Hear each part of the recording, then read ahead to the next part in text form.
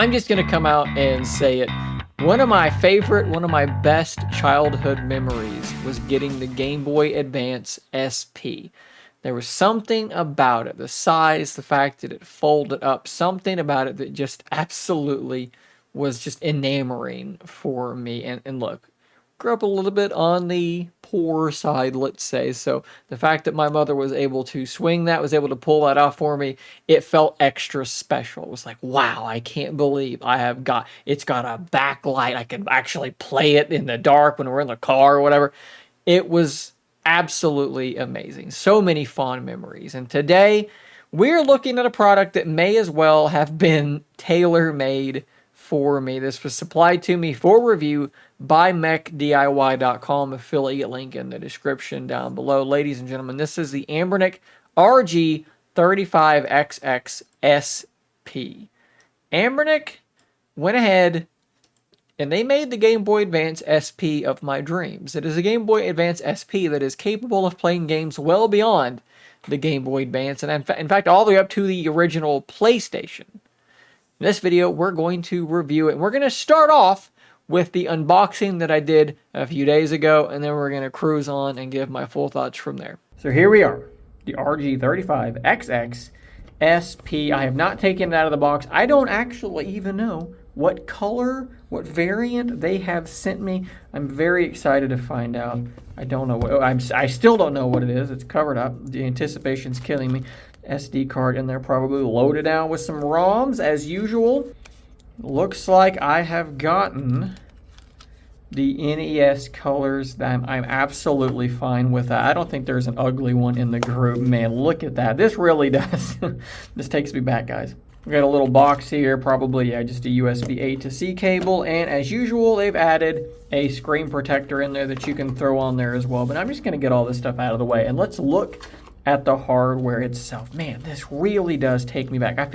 Is this thicker than the old Game Boy Advance SP? I feel like maybe it is. We'll go around the device. So on the bottom, headphone jack, this is probably just our operating system, and then that will be the card slot that this extra SD card will go in. We'll go ahead and do that real quick. Go around this side. We have an R button and a power button. That will probably be like a reset key or something like that. We'll figure out what that is. I hope that shouldn't be in a bad spot. We shouldn't be accidentally pressing that.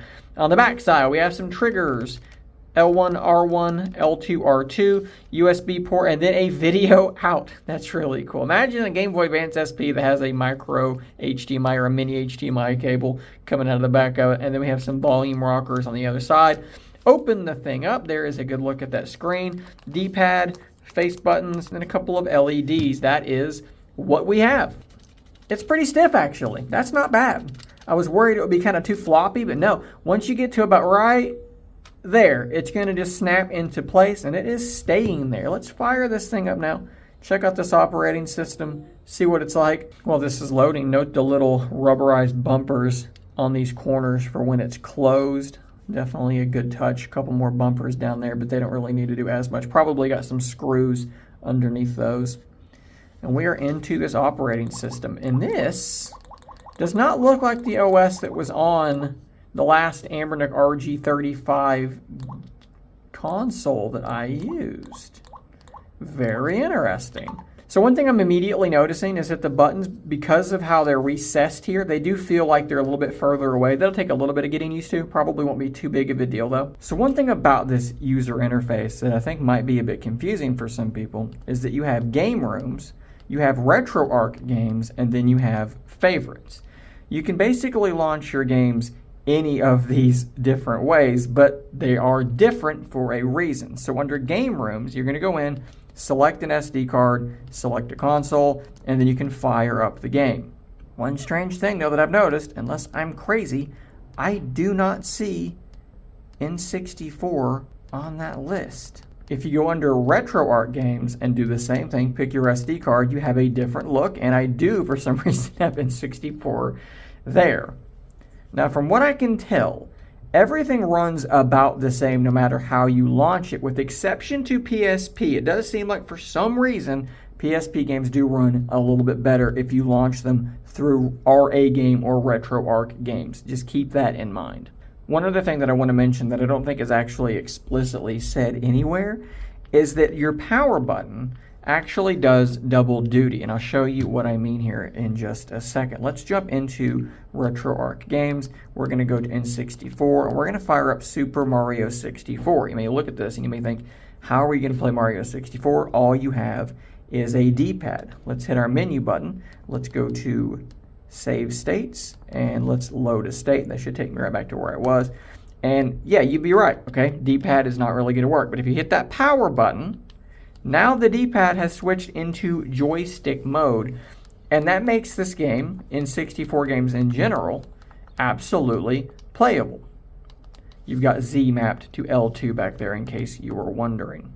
And it appears as though that is going to be the case, with a lot of these emulators. You're going to want to be hitting that power button to switch this, to toggle this over into joystick mode. And as I'm running through this level, I'll just mention, the performance on this thing is pretty much what you would expect. It is sort of a known hardware at this point. We've dealt with so many of these RG35XX devices that, you kind of know what to expect out of them.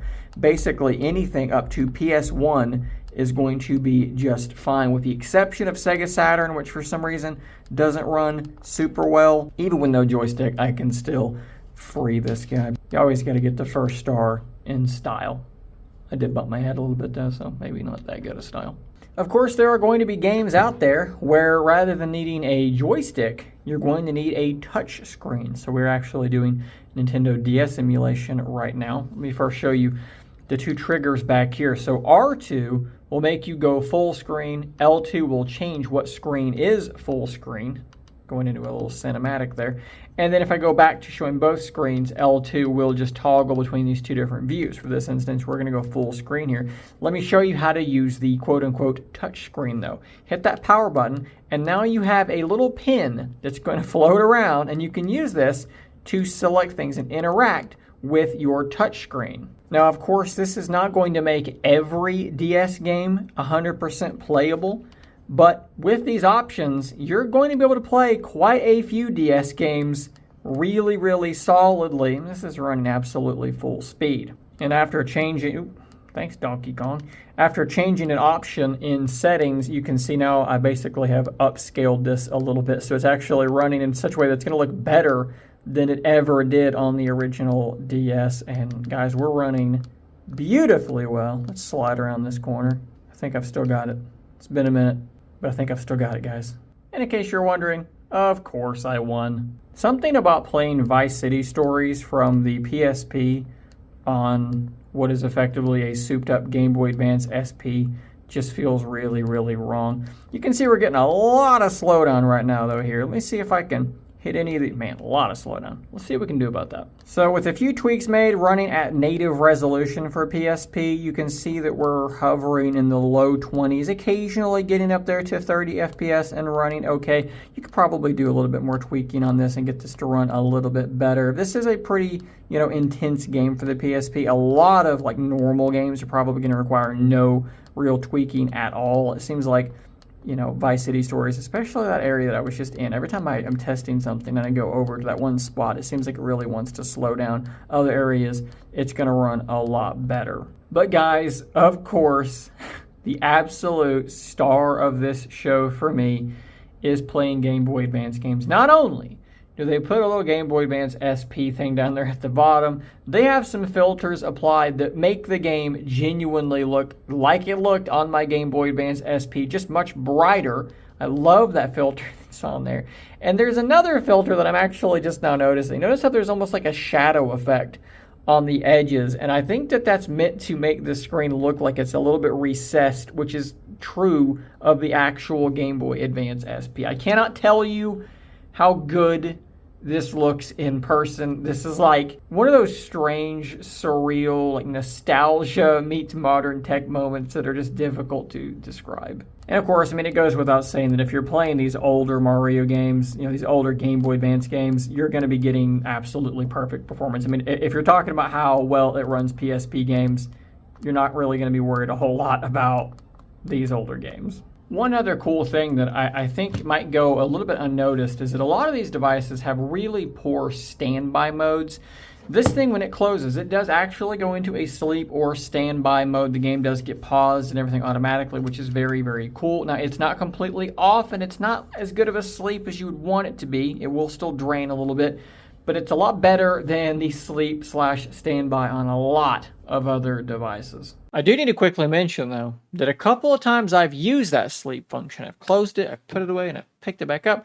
I've had an issue where the system is just not responding to inputs at all, and I've had to hit that reset button on the side. That is a problem. So before you close it, do your save, do a save state, something to save your progress so that if that happens, you don't lose any progress. Now, since this thing has the ability to fold up and be so small and also cover up any controls, there's no joystick possibly getting in the way. This is the first one I've had in a long time that I could truly see myself just dropping down into a pocket and forgetting that it's there, at least to some degree. It is relatively thick, but again, these other ones, you're not going to stick them in your pocket quite as easily. They're going to need some sort of a carrying case or a bag or something like that. That is not going to be the case with the 35XX SP. So here I've actually got it plugged into my television with an HDMI cable. Zoomed in there, you can see it sitting there. That is what's powering my TV.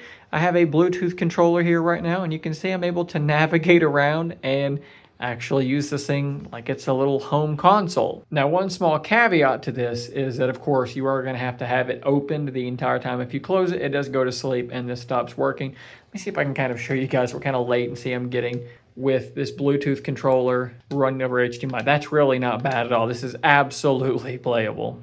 So we do just have the one mono speaker, but if I turn up the volume here in just a second, I'll let you hear it.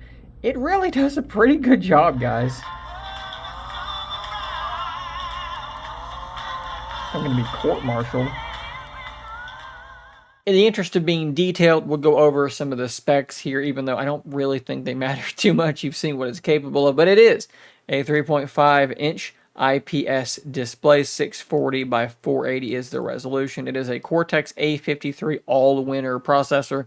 It's not a particularly amazing processor, but again, up to, say, PS1-ish level, Dreamcast, PS1 even, a lot of PSP games, not really much as far as Saturn. You kind of know what I'm saying. Those systems, on down, you're going to be running just fine. It does have Wi-Fi, Bluetooth, HDMI, 64GB card built in. I've talked about the rest of this stuff. What do I think about this thing as a whole, in totality?